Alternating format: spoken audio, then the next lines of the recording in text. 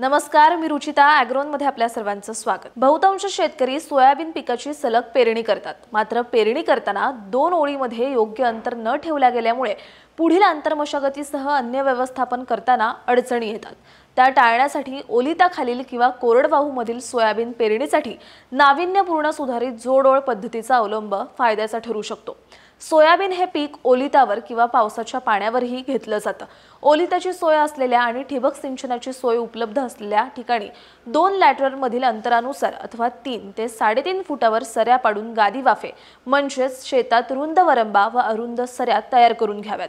साधारणतः 2 ते 2.5 फुटाचे वरंबा अथवा गादी वाफे तयार होतील ते मजुरांद्वारे सपाट करून त्यावर ठिबकच्या लॅटरल पसरून घ्याव्यात। लॅटरलच्या दोन्ही बाजूला अर्धा ते पाऊण फूट अंतर ठेवून दोन्ही झाडातील अंतर 6 इंच ते 9 इंच ठेवत मानवचलित टोकण यंत्राने अथवा मजुरांद्वारे सोयाबीन बियाणे टाकावे। तुषार सिंचनाची सोय असलेल्या ठिकाणीही वरील प्रमाणे गादी वाफ्यावर लागवड करता येईल। मात्र ओलिताची सोय नसलेल्या म्हणजेच कोरडवाहू शेतकऱ्यांनी गादी वाफा पद्धतीचा अवलंब करू नये। पावसात मोठा खंड पडल्यास मोठं नुकसान होऊ शकतं। आता टोकण करताना काय काळजी घ्यावी ते पाहूया। मानवचलित टोकण यंत्राच्या सहाय्याने अथवा मजुरांद्वारे टोकण पद्धतीने जोडओळीत सोयाबीनची लागवड करायची झाल्यास ट्रॅक्टर चलित पेरणी यंत्राने अथवा बैलजोडीच्या सहाय्याने संपूर्ण शेतात काकर पाडून घ्यावेत। त्यानंतर टोकण करतेवेळी प्रत्येक तिसरी ओळ खाली ठेवावी म्हणजे जोडओळीत पेरणी होईल। सोयाबीनची उगवण झाल्यानंतर खाली ठेवलेल्या तिसऱ्या ओळीच्या ठिकाणी डवऱ्याच्या जानोळ्याला दोरी गुंडाळून दांड पाडून घ्यावेत। ट्रॅक्टर चलित पेरणी यंत्राने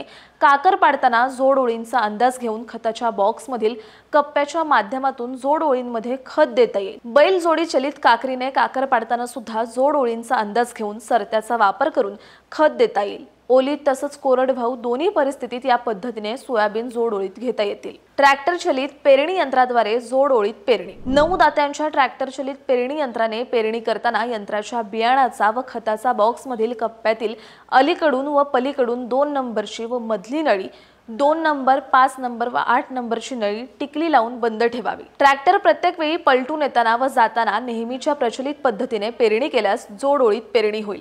सोबतच खतही देता येईल। 7 दातांच्या ट्रॅक्टर चलित पेरणी यंत्राने पेरणी करताना पेरणी यंत्राच्या बियाणांचा व खतांच्या बॉक्समधील कप्प्यातील पहिली, मधली व शेवटची नळी टिकली लावून बंद करावी।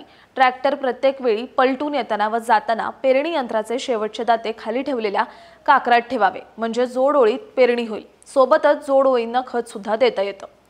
6 दाताच्या ट्रॅक्टर चलित पेरणी यंत्राने पेरणी करताना पेरणी यंत्राच्या बियाणाचा व खताच्या बॉक्समधील अलीकडून 2 नंबरची व पलीकडून 2 नंबरची नळी टिकली लावून बंद करावी। ट्रॅक्टर प्रत्येक वेळी पलटून येताना व जाताना नेहमीच्या प्रचलित पद्धतीसारखी पेरणी केल्यास जोड ओळीत पेरणी होईल। सोबतच जोड ओळींना खत सुद्धा देता येईल। छोट्या ट्रॅक्टरच्या 5 दातांच्या पेरणी यंत्राने पेरणी करताना पेरणी यंत्राच्या बियाणाच्या व खताच्या बॉक्समधील मधल्या कप्प्यातील नळी टिकली लावून बंद करावी। ट्रॅक्टर प्रत्येक वेळी पलटून येताना व जाताना एक ओळ सुटेल एवढं अंतर सोडावं म्हणजे जोड ओळीत पेरणी होऊन सोबतच खत सुद्धा देता येईल। ओलिताचं शेत असो किंवा कोरडवाहू वरील कोणत्याही पद्धतीने जोड ओळीत पेरणी केली तरी सोयाबीनच्या उगवणीनंतर खाली राहिलेल्या तिसऱ्या ओळीत दांड पाडून घ्यावे। त्यासाठी डवऱ्याच्या जानोळ्याला दोरी गुंडाळल्यास दांड पाडणं सोपं जातं। यामुळे जोड ओळीतील सोयाबीन वरंबावर येईल। बैलजोडीने पेरणी करताना काय काळजी घ्यावी ते पाहूया। बैलजोडी चलित 3 दात्यांच्या काकरी व सरत्याने जोड ओळीत पेरणी करताना पहिल्या व तिसऱ्या सरत्यातून बियाणे व खत द्यावं। मधल्या सरते डमी ठेवावं म्हणजेच या सरत्यातून बियाणे किंवा खत देऊ नये। बैलजोडी या धुऱ्यावरून त्या धुऱ्यावर पोहोचल्यानंतर पलटून येताना व जाताना प्रचलित पद्धतीने पेरणी करावी। जोड ओळीत पेरणी होईल त्याच वेळी जोड ओळींना खत सुद्धा देता येईल। सोयाबीनची उगवण झाल्यानंतर खाली ठेवलेल्या तिसऱ्या ओळीच्या ठिकाणी डवऱ्याच्या सहाय्याने जानोळ्याला दोरी गुंडाळून दांड पाडून घ्यावे म्हणजे जोड ओळीतील सोयाबीनची पिकं वरंबावर येईल। ओलीत असो किंवा कोरडवाहू सर्व शेतकरी या पद्धतीने जोड ओळीत सोयाबीनची पेरणी करू शकतात। बैलजोडी चलित 4 दात्यांचा चौफणीने जोड ओळीत पेरणी करताना फक्त मधल्या 2 फण्यावर पेरणी करावी। काठावरील दोन्ही फण रिकामे ठेवावेत। पलटून येताना व जाताना पेरणी यंत्राचं शेवटचं फण शेवटच्या खाली ठेवलेल्या काकरात ठेवल्यास जोड ओळीत पेरणी होते।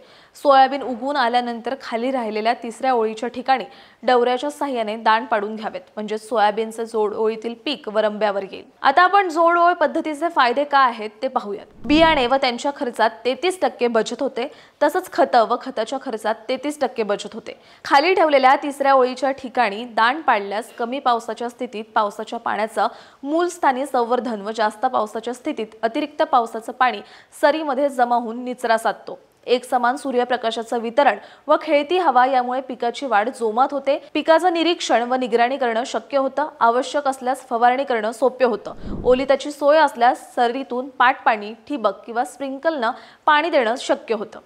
अशाच शेतीविषयक माहिती जाणून घेण्यासाठी ॲग्रोवनला सबस्क्राईब करायला विसरू नका।